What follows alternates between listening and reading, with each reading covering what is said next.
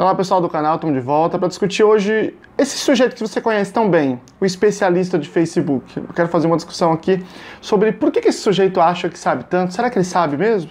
Vamos conversar sobre isso? Bom, se você gosta desse tema, dá um likezinho aqui, se inscreve no canal e marca no sininho para você receber todos os nossos vídeos, ok? Vamos lá então. Bom, na internet você deve lidar com vários desses sujeitos, né? Sujeitos que acham que entendem tudo num certo assunto, mas você tem uma certa dúvida. Bom, para começar, eu quero contar uma historinha para vocês. Quando eu fiz faculdade, eu era já muito estudioso, né? Eu ia lendo, eu estudava um lugar a 2h30 de onde eu moro. Eu ia lendo todos os dias, eu voltava lendo todos os dias, sempre fui muito empenhado, assim. E aí, num certo momento, eu falei para minha professora, eu gostaria de ser pesquisador, eu quero fazer um artigo. Ela falou, pô, coisa legal, né? Eu comecei a falar umas coisas, uns temas para ela, ela falou, não, mas isso não dá, isso aí não. E aí eu fiquei meio assim, falei, não, vou escrever, vou pegar o assunto que eu mais manjo, que eu manjo pra caramba, vou escrever. Quando eu fui escrever, deu pouquíssima coisa, deu meia página, eu fiquei, mas eu sei tanto, li tanto sobre esse assunto. E aí eu fui escrever mais coisas, fui ler, fui escrever, quando eu terminei, eu entreguei para ela, felizão, agora sim, o pesquisador, o cara que manja, né? Ela olhou assim, ela olhou pra cara do outro professor assim com... Como é que eu conto pra ele que isso aqui tá uma bosta? Que isso aqui não serve pra nada? E foi muito triste, muito decepcionante pra mim. Triste, assim, decepcionante. Até achei que ela estivesse sendo injusta comigo. E aí eu estudei mais. Acabei tendo que parar a faculdade naquele momento. Comprei um monte de livro de metodologia da ciência. Estudei muito aquilo, li muito. E aí fiz um artigo, né? Completei aquele artigo. E aí enviei para uma revista acadêmica. Quando veio o parecer, não tinha uma linha sem um monte de correções. Uma. Eu lembro que o parecerista falou assim, não se trata de corrigir, mas de reescrever. E eu fiquei aquele ano inteiro reescrevendo aquilo, até que ficou razoável eu conseguir publicar. Foi minha primeira publicação. E desde então, esse é o processo no qual eu tenho vivido, né? Eu fiz mestrado, fiz doutorado, pós-doutoramento agora, enfim, todo esse processo. Mas imagina se lá naquele primeiro artigo, eu em vez de ter mostrado para a professora, eu tivesse postado no Facebook. E as pessoas disseram, nossa, incrível, parabéns, meu Deus, que cara inteligente, esse manja tudo. Já imaginou? Aí eu estaria escrevendo aquilo, achando que eu tinha entendido as coisas. Que vergonha não seria, né? Pois então, tem muita gente passando isso na internet. Veja, quando eu pego um tema, pego um livro, por exemplo, e eu leio. E aí eu falo, pô, legal, interessante, isso, aquilo que o sujeito fala. Mas quem garante que eu entendi aquele livro? Eu posso ler vários, e eu acho que eu tenho uma compreensão excelente, mas quem garante que eu entendi realmente aqueles livros? Esse é um grande problema, né? Você ter certeza, porque às vezes a gente entende tudo errado, né? Um conceito a gente entende tudo errado. Enfim, às vezes a gente acha que tem todo o conhecimento sobre um assunto e não é assim que acontece. Eu vou contar para vocês aqui 2 casos que eu acho bem sintomáticos e como é perigoso isso, tanto do ponto de vista individual quanto do ponto de vista social. No meio do ano teve um projeto de lei para tornar as práticas que o governo faz para pessoas com autismo, práticas com evidência, né? Só práticas que a gente sabe que funciona. E aí, um monte de gente ficou revoltada, que absurdo, né? E tinha um vídeo, especialmente, que acompanhava essas discussões de uma pessoa que dizia que aquele projeto de lei ia prejudicar as pessoas, e aí ele explicava por quê. Eu não sei nem como explicar para vocês. Mas não tem uma frase certa no que ela falou. Desde a primeira frase até a última tá tudo errado. Tudo errado. Ela fala coisas como, por exemplo, assim, que as práticas baseadas em evidências não aprovam coisas feitas em outros países. Como se práticas baseadas em evidências fosse um cartório, que você vai lá, leva 2 vias de uma coisa, alguém fala, esse aqui tá sem o carimbo, aí não, entende, não autoriza. E não é isso. Prática baseada em evidência é prática que tem evidência, que tem pesquisa, não importa que lugar do mundo tem. Se você tem pesquisa, tem pesquisa, se não tem, não tem. É claro, ela tá ligada à indústria da picaretagem, que vende... Mas, sinceramente, eu acho que ela acredita naquilo. Mas, na verdade, isso nem importa. O que importa é que milhares de pessoas compartilharam acreditando, achando que aquilo estava certo. E estava tudo errado. Mas não é uma coisinha, uma ou outra. Estava tudo errado. Tudo. Desde a primeira até a última frase. E aí, nós tivemos... Esse projeto de lei acabou sendo retirado. Nós tivemos uma mudança, quer dizer, o projeto de lei foi retirado por conta da repercussão de um negócio que está completamente equivocado, completamente errado.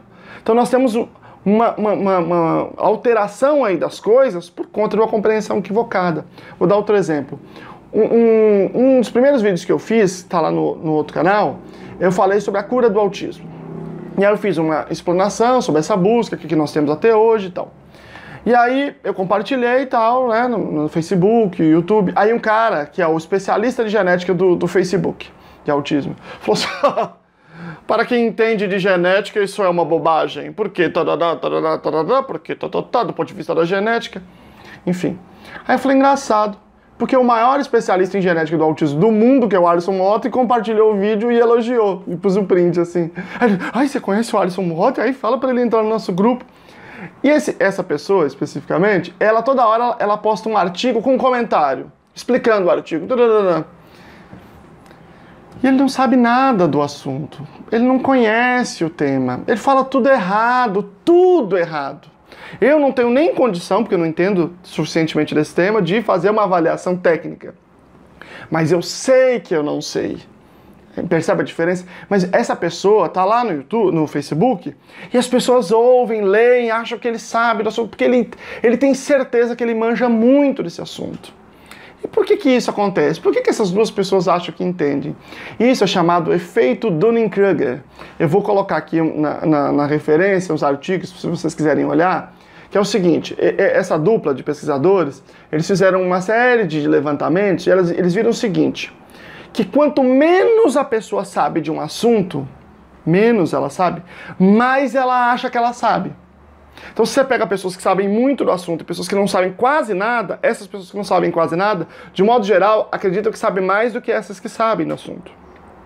É um problema que é o seguinte, você precisa de um mínimo de conhecimento para saber o quanto você não sabe. Para, digamos assim, se colocar no seu lugar, né? Quanto mais você sabe, mais você percebe que tem 1 milhão de coisas que você não sabe. Então você minoriza um pouco o seu conhecimento, né? Esse é um efeito bem conhecido e que milhares de pessoas sofrem. Esse insight eles tiveram depois de alguns casos bem interessantes. Você deve conhecer aquele caso da mulher que foi restaurar uma pintura, que fez uma maçaroca lá, e ela achou que ela manjava muito, que ela podia restaurar uma pintura antiga, né, que foi perdida. Tem um episódio do Neurodologia explicando um pouco esse efeito, também vou colocar aqui na descrição. E um outro caso de um cara que foi assaltar, foi fazer um assalto, e ele pintou o rosto, né, colocou suco de limão, que ele achou que a câmera não fosse pegar. É claro, ele foi preso no mesmo dia, mas ele achou que ele manjasse muito desse assunto. Ele não sabia absolutamente nada do assunto. E esse é um efeito muito comum, o efeito Dunning-Kruger. E, por incrível que pareça, muito perigoso, porque essas pessoas ocupam espaços, ganham legitimidade. Por quê? Porque no Facebook, quando o sujeito compartilha, ou no YouTube, as pessoas que estão lendo ele ou que estão vendo, muitas vezes também não tem referencial. Então ele fala lá um monte de baboseira e as pessoas falam, nossa, olha que interessante, olha, eu não sabia disso. E ele fala, não, isso aqui tem ciência, tem pesquisa científica. E às vezes ele põe um negócio que não tem nada a ver. Eu me lembro de uma vez que eu estava numa comunidade e aí eu estava falando sobre autismo e alguém perguntou de ozonoterapia. Eu falei, isso aí eu não sei quem inventou, isso aí não faz nenhum sentido, né? Nenhum sentido, não tem evidência, nada. Aí alguém mandou assim um e-mail, olha aqui, isso aqui tem evidência científica assim, rapaz, aqui ó. E botou um artigo em inglês. Porque as pessoas veem inglês e falam, nossa, em inglês tá certo, né? E aí, só que o artigo em inglês dizia que pessoas com autismo tinham mais colite. O que uma coisa tem a ver com a outra? Rigorosamente nada. Mas quem tá analisando ali não conhece o artigo, não lê inglês e aí não sabe que uma coisa não tem nada a ver com a outra, né? E, aliás, a política está infestada dos especialistas de Facebook também, muito recentemente. Tem muitas discussões, eu acho muito interessante, as pessoas falam assim, não, porque Gramsci E aí falam de Gramsci, Gramsci diz que a nova esquerda é assim, que a ameaça comunista é assim. Isso tudo tem a ver com uma pessoa que está, inclusive, muito em voga aí agora nos sites, nas revistas, nas análises, que é o Olavo de Carvalho, que é talvez o maior exemplo de efeito Dunning-Kruger do mundo, porque ele acha que ele entende de todos os assuntos e tudo que ele fala não faz absolutamente nenhum sentido em nenhuma das áreas. Nenhuma das áreas, nem na história, nem na sociologia, nem na física, nem na biologia, em nenhuma área. Ele fala, por exemplo, que ele é muito mais inteligente que o Isaac Newton, que o Einstein era um idiota, coisas assim, sabe? Que o Sol gira em torno da Terra, enfim, essas coisas, né? Mas, e aí ele fica falando essa história do Gramsci. Agora imagina o seguinte, ó, vamos falar de Gramsci aqui, por exemplo. Porque Gramsci dizia isso. Então vamos... Aí eu falo, não, Gramsci não dizia isso, né? Mas e se a gente pudesse pegar isso para avaliar um texto sobre Gramsci? A gente pegar um cara que estuda Gramsci há 30 anos, ele só faz isso da vida. Há 30 anos ele só estuda Gramsci. Ele leu todos os livros do Gramsci no original, na língua original, que ele pegou os originais do Gramsci e ele analisou as notas que o Gramsci escreveu nas laterais, que ele analisou a biblioteca do Gramsci, os livros que o Gramsci leu, né, e leu todos esses livros e analisou todos eles e como eles influenciam a obra do Gramsci. Aí seria legal, não seria? Você pegar um cara que tem todo esse repertório para analisar, para a gente ter certeza se é mesmo? Então, gente, se eu falar para vocês que esse sistema já existe, ele é chamado de ciência. Exatamente esse é o processo da ciência. O Pierre Bourdieu tem um livro muito legal, chamado Homo Acadêmicos, que ele analisa um pouco a formação desse campo, o campo científico, né? Na verdade, ele fala de vários campos. Então, no decorrer do tempo, esses vários campos da ação humana, né, de especialização, vão formando um corpo de especialistas. E esse corpo de especialista tem uma estrutura, um hábito, uma estrutura estruturante, uma forma das pessoas se comportarem meio tacitamente, e eles se controlam um ao outro. Então, quem que diz se um estudo é um estudo coerente? São os concorrentes do sujeito, daí que haja uma pressão, né, dessa concorrência, para que você tenha uma evidência sólida. Então, por exemplo, como que eu corrigi lá aquele primeiro artigo? Primeiro eu mostrei para minha professora corrigiu, falou um monte de coisa. Depois eu trabalhei mais, peguei os livros de metodologia para ter, né, tá fundamentado, mandei para uma revista. Essa revista mandou para 2 especialistas no tema, que são, como esse exemplo do Gramsci, pessoas que estudam há muitos anos isso, que estão dedicados a esse tema, debruçados sobre ele, já leram trocentas mil coisas. Então, 2 pessoas que não sabem quem eu sou, portanto não tem uma pressão do meu nome, de qualquer coisa. E eu também não sei quem eles são, portanto eles não têm medo de se expor. 2 pessoas analisam esse texto, e aí se os 2 concordarem, então o texto, se eles concordarem para reprovar o texto, é reprovado. Se eles concordarem por aprovar, é aprovado. Se eles discordarem, vai para uma outra pessoa ainda para ver como é que ela escolhe, sem ter acesso a esses 2. Percebe como existe um processo muito forte?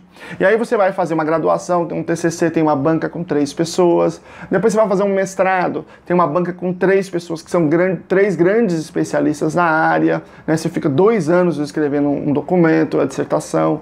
Depois você vai fazer um doutorado, são 4 anos. Aí são 5 especialistas, normalmente grandes especialistas na área, às vezes vêm de fora do país, às vezes vêm do Brasil inteiro, para poder avaliar o seu trabalho. Olha a forma de controle, existe um controle muito grande.